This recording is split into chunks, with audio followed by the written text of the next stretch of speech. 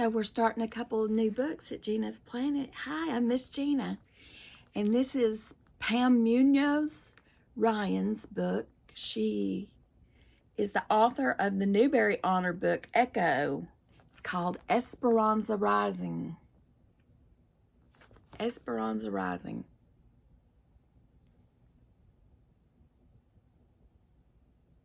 And it's an award-winning book.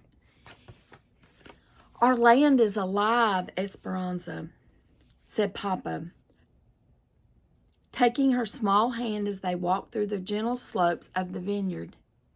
Leafy green vines draped the arbors and the grapes were ready to drop. Esperanza was 6 years old and loved to walk with her Papa through the winding rows, gazing up at him, watching his eyes dance with love for the land. This whole valley breathes and lives, he said, sweeping his arms toward the distant mountains that guarded them. It gives us the grapes, and then they welcome us. He gently touched a wild tendril that reached into the road, as if it had been waiting to shake his hand. He picked up a handful of earth and studied it. Did you know that when you lie down on the land, you can feel it breathe? That you can feel its heart beating? Poppy, I want to feel it, she said. Come. They walked to the end of the road, where the incline of the land formed a grassy swell. Papa, lay down on your stomach and look up. Papa lay down on his stomach and looked up at her, patting the ground next to him. Esperanza smoothed her dress and knelt down. Then, like a caterpillar, she slowly inched flat next to him, their faces looking at each other. The warm sun pressed on one of Esperanza's cheeks and the warm earth on the other. She giggled. Shh, he said. You can only feel the earth's heartbeat when you are still and quiet. She swallowed her laughter and after a moment said, I can't hear it, Poppy.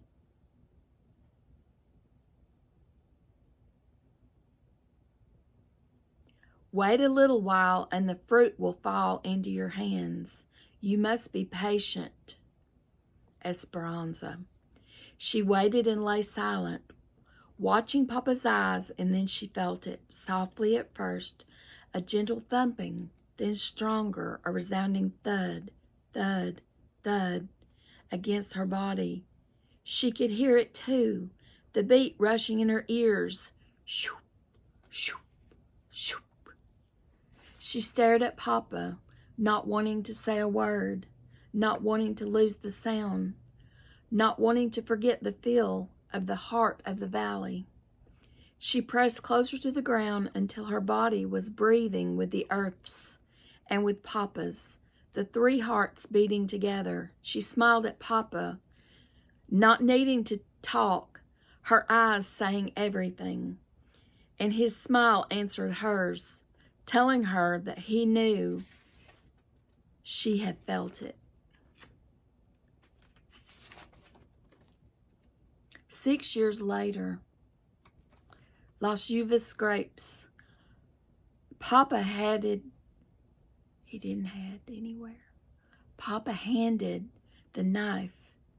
The short blade was curved like a scythe, its fat wooden handle fitting snugly in her palm. This job was usually reserved for the eldest son of a wealthy rancher, but since Esperanza was an only child and Papa's pride and glory, she was always given the honor. Last night she had watched Papa sharpen the knife back and forth across a stone, so she knew the tool was edged like a razor. Watch your fingers. The August sun promised a dry afternoon in Mexico. Everyone who lived and worked in El Rancho de las Rosas was gathered at the edge of the field. Esperanza's family, the house servants in their long white aprons, the vaqueros already sitting on their horses, ready to ride out to the cattle, and 50 or 60 campesinos, straw hats in their hands, holding to their own knives, ready. They were covered top to bottom in long-sleeved shirts, baggy pants tied at the ankles with strings, and bandanas wrapped around their foreheads and necks to protect them from the sun, dust, and spiders. Esperanza, on the other hand, wore a light silk dress that stopped above her summer boots and no hat. On top of her head, a wide satin ribbon was tied in a big bow, the tails trailing in her long black hair. The clusters were heavy on the vine and ready to deliver. Esperanza's parents, Ramona and Sixto Ortega, stood nearby, Mama tall and elegant, her hair in the usual braided wreath that crowned her head, and Papa, barely taller than Mama, his graying mustache twisted up at the sides. He swept his hand toward the grapevines, signaling Esperanza. When she walked toward the arbors and glanced back at her parents, they both smiled and nodded, encouraging her forward. When she reached the vines, she separated the leaves and carefully grasped a thick stem. She put the knife to it, and with a quick swipe, the heavy cluster of grapes dropped into her waiting hand.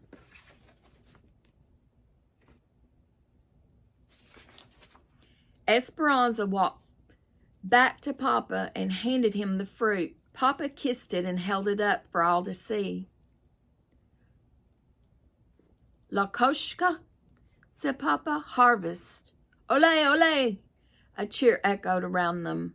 The campesinos, the field workers, spread out over the land and began the task of reaping the fields. Esperanza stood between Mama and Papa, with their arms linked to theirs, and admired the activity of the workers. Papi, this is my favorite time of year, she said, watching the brightly colored shirts of the workers slowly moving across the arbors. Wagons rattled back and forth from the fields to the big barns where the grapes would be stored until they went to the winery. It's the season because when the picking is done, it will be someone's birthday and time for a big fiesta, Papa asked. Esperanza smiled. When the grapes delivered their harvest, she always turned another year. This year, she would be 13. The picking would take 3 weeks, and then, like every other year, Mama and Papa would host a fiesta for the harvest and for her birthday. Marisol Rodriguez, her best friend, would come with her family to celebrate. Her father was a fruit rancher, and they lived on the neighboring property. Even though their houses were acres apart, they met every Saturday beneath the home oak on a rise between the two ranches. Her other friends, Cheetah and Bertina, would be at the party too. But they lived farther away, and Esperanza didn't see them as often. Their classes at St. Francis didn't start again until after the harvest, and she couldn't wait to see them. When they were all together, they talked about one thing, their quinceañeras, their 15th birthday party, I think it is. The presentation parties they have when they turn 15. That was it. I don't know if I pronounced it correctly. They still had 2 more years to wait, but so much to discuss. The beautiful white gowns they would wear, the big celebrations where they would be presented, and the sons of the richest families who would dance with them. After the quinceañeras, they would be old enough to be courted, married, and become las patronas, the head of their households, rising to the position of their mothers before them. Esperanza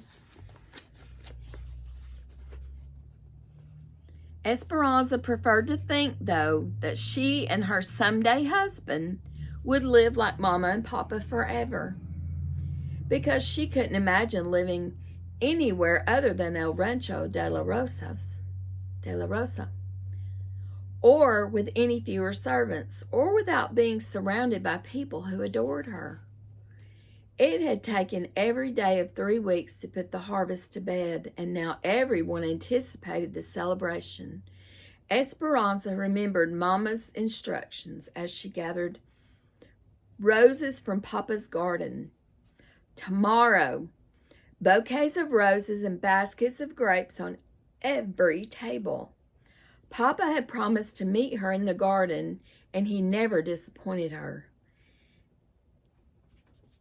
She bent over to pick a red bloom, fully opened, and picked her finger on a vicious thorn.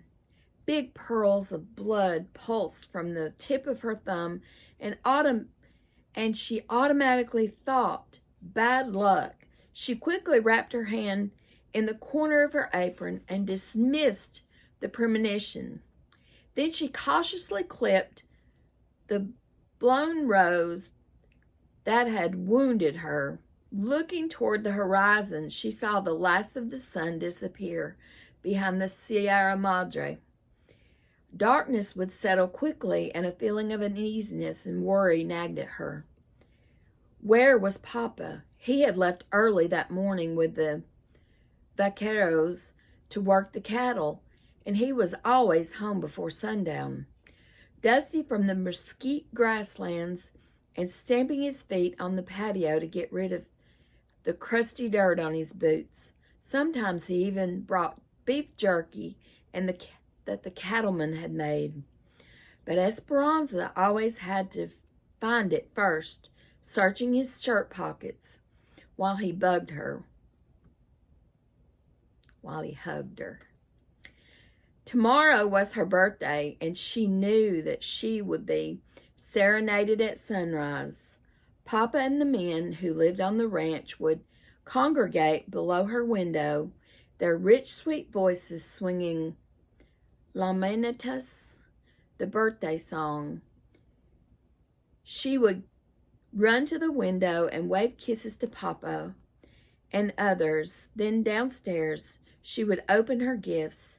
She knew there would be a porcelain doll from Papa.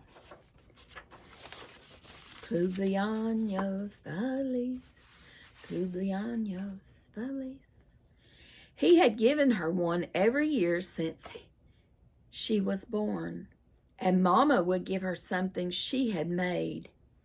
Linens, camisole, or blouses embroidered with her beautiful needlework.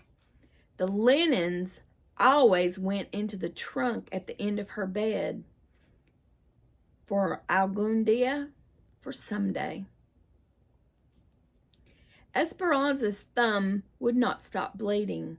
She picked up the basket of roses and hurried from the garden, stopping on the patio to rinse her hand in the stone fountain. As the water soothed her, she looked through the massive wooden gates that opened onto thousands of acres of Papa's land.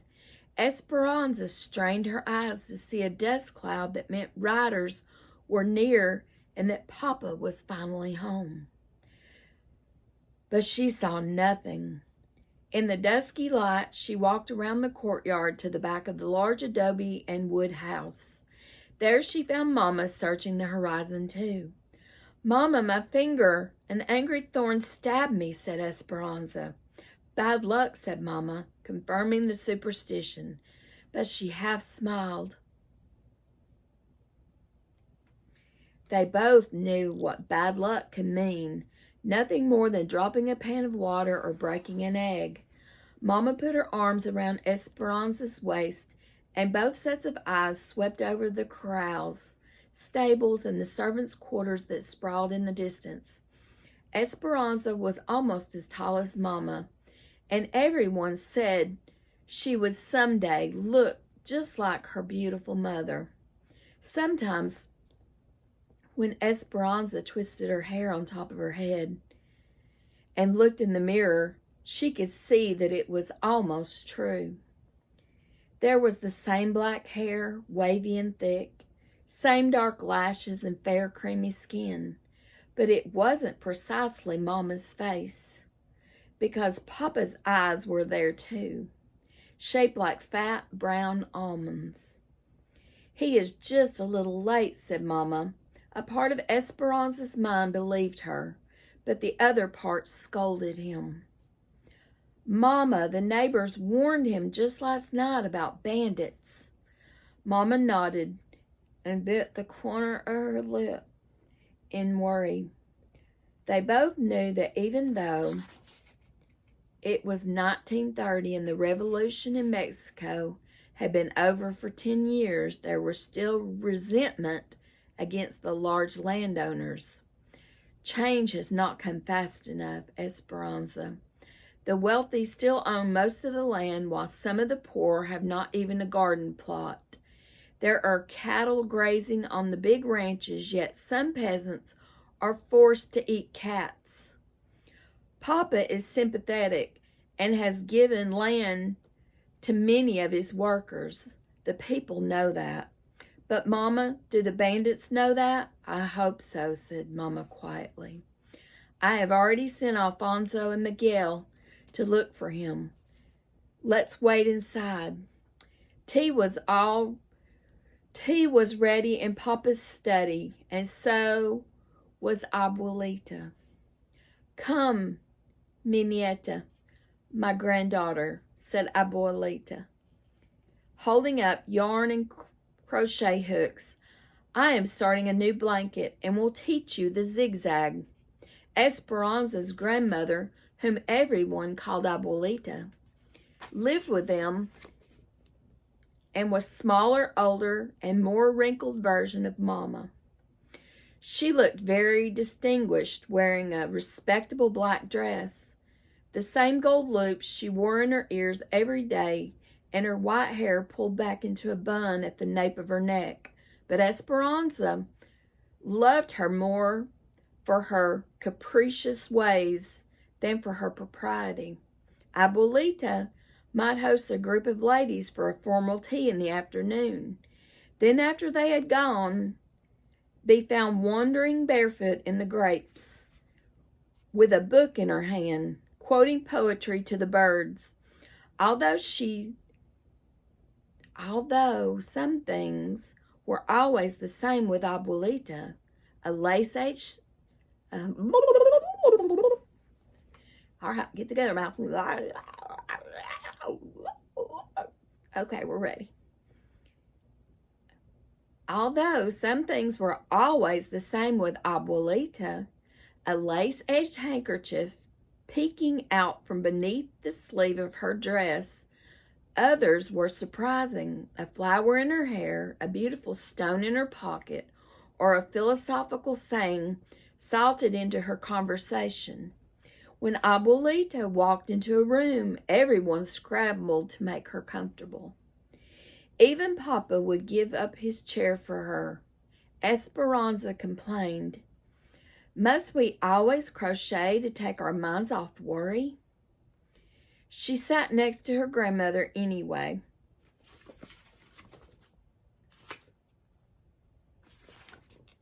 Smelling her ever-present aroma of garlic, face powder, and peppermint. "What happened to your finger?" asked Abuelita. "A big thorn," said Esperanza. Abuelita nodded and said thoughtfully, "No hay rosas sin espinisas?" There is no rose without thorns. Esperanza smiled, knowing that Abuelita wasn't talking about flowers at all, but that there was no life without difficulties. And pardon my poor pronunciations. She watched the silver crochet needle dance back and forth in her grandmother's hand. When a strand of hair fell into her lap, Abuelita picked it up and held it against the yarn and stitched it into the blanket. "Esperanza, in this way my love and good wishes will be in the blanket forever. Now watch. 10 stitches up to the top of the mountain, Add 1 stitch, 9 stitches down to the bottom of the valley. Skip 1. Esperanza picked up her own crochet needle and copied Abuelita's movements, and then looked at her own crocheting. The tops of her mountains were lopsided, and the bottoms of her valleys were all bunched up. Abuelita smiled, reached over, and pulled the yarn, unraveling all of Esperanza's rows. "Do not be afraid to start over," she said. Esperanza sighed and began again with 10 stitches. Softly humming, Hortensia, the housekeeper, came in with a plate of small sandwiches. She offered one to Mama. "No, thank you," said Mama. Hortensia set the tray down and brought a shawl and wrapped it protectively around Mama's shoulders. Esperanza couldn't remember a time when Hortensia had not taken care of them. She had a Zapotec Indian from Oaxaca with a short, solid figure and blue-black hair in a braid down her back. Esperanza watched the 2 women look out into the dark and couldn't help but think that Hortensia was almost the opposite of Mama. "Don't worry so much," said Hortensia. "Alfonso and Miguel will find them." Alfonso, Hortensia's husband, was El Jefe, the boss of all the field workers, and Papa's compañero, his close friend and companion. He had the same dark skin and small stature as Hortensia, and Esperanza thought his round eyes, long eyelids, and droopy mustache made him look like a forlorn puppy. He was anything but sad, though. He loved the land as Papa did, and it had been the 2 of them, working side by side, who had resurrected the neglected rose garden that had been in the family for generations. Alfonso's brother worked in the United States, so Alfonso always talked about going there someday, but he stayed in Mexico because of the attachment to Papa and El Rancho de la Rosa. Miguel and Alfonso and Hortensia's son, and he and Esperanza had played together since they were babies. At 16, he was already taller than both of his parents. He had their dark skin and Alfonso's big sleepy eyes and thick eyebrows that Esperanza always thought would grow into one. It was true that he knew the farthest reaches of the ranch better than anyone. Since Miguel was a young boy, Papa had taken him to parts of the property that even Esperanza and Mama had never seen. When he was younger, Esperanza used to complain, "Why does he always get to go and not me?" Papa would say. "Because he knows how to fix things and he is learning his job." Miguel would look at her, and before riding off with Papa, he would give her a taunting smile. But what Papa said was true too. Miguel had patience and quiet strength and could figure out how to fix anything, plows and tractors, and especially anything with a motor. Several years ago, when Esperanza was still a young girl, Mama and Papa had been discussing boys from good families whom Esperanza should meet someday. She couldn't imagine being matched with someone she had never met. So she announced, "I'm going to marry Miguel." Mama had laughed at her and said, "You will feel differently as you get older." "No, I won't," Esperanza said stubbornly.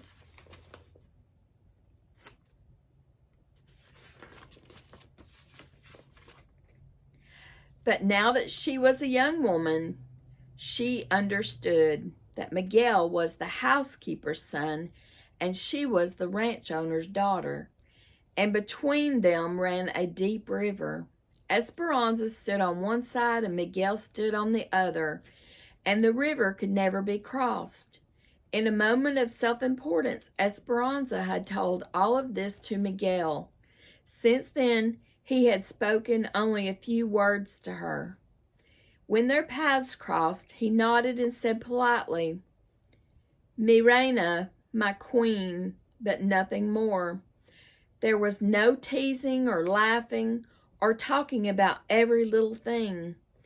Esperanza pretended not to care, though she secretly wished she had never told Miguel about the river. Distracted, Mama paced at the window, each step making a hollow tapping sound on the tile floor. Hortensia lit the lamps. The minutes passed into hours. "I hear riders," said Mama, and she ran for the door. But it was only Tio Luis, Tio Marco, Papa's older stepbrothers. Tio Luis was the bank president and Tio Marco was the mayor of the town. Esperanza didn't care how important they were because she did not like them. They were serious and gloomy and always held their chins too high.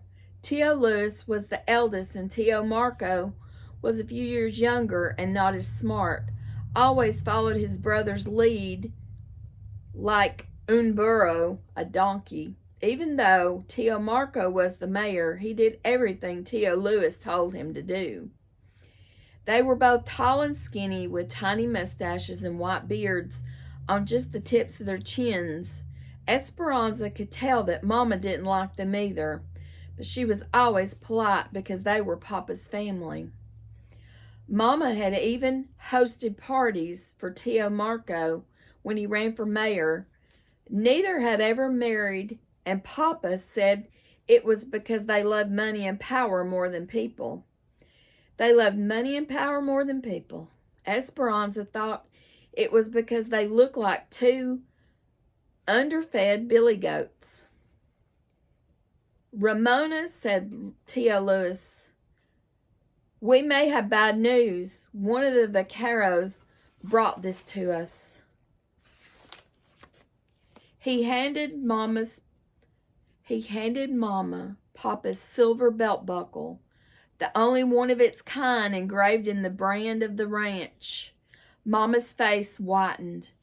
She examined it, turning it over and over in her hand. "It may mean nothing," he said. Then, ignoring them, she turned toward the window and began pacing again, still clutching the belt buckle. "We will wait with you in your time of need," said Tio Luis, and he passed Esperanza. He patted her shoulder and gave it a gentle squeeze. Esperanza stared after him. In her entire life, she couldn't remember him ever touching her. Her uncles were not like those of her friends. They never spoke to her, played, or even teased her. In fact, they acted as if she didn't exist at all. And for that reason, Tio Luis's sudden kindness made her shiver with fear for Papa. Abuelita and Hortensia began lighting candles and saying prayers for the men's safe return. Mama, with her arms hugging her chest, swayed back and forth at the window, never taking her eyes from the darkness. They tried to pass the time with small talk, but their words dwindled into silence. Every sound of the house seemed magnified. The clock ticking, someone coughing, the clink of a teacup. Esperanza struggled with her stitches. She tried to think about the fiesta and all the presents she would receive tomorrow. She tried to think of bouquets of roses and baskets of grapes on every table. She tried to think of Marisol and the other girls giggling and telling stories. But those thoughts would only stay in her mind for a moment before transforming into worry, because she couldn't ignore the throbbing soreness in her thumb where the thorn had left its unlucky mark. It wasn't until the candelabra held nothing but short stubs of tallow that Mama finally said, "I see a lantern. Someone is coming." They hurried to the courtyard and watched a distant light, a small beacon of hope swaying in the darkness. The wagon came into view. Alfonso held the reins and Miguel the lantern. When the wagon stopped, Esperanza could see a body in back, completely covered with a blanket. "Where's Papa?" she cried. Miguel hung his head. Alfonso didn't say a word, but the tears running down his round cheeks confirmed the worst. Mama fainted. Abuelita and Hortensia ran to her side. Esperanza felt her heart drop.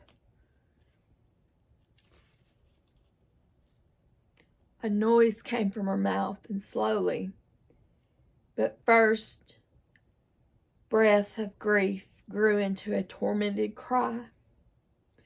She fell to her knees and sank into a black hole of despair and disbelief.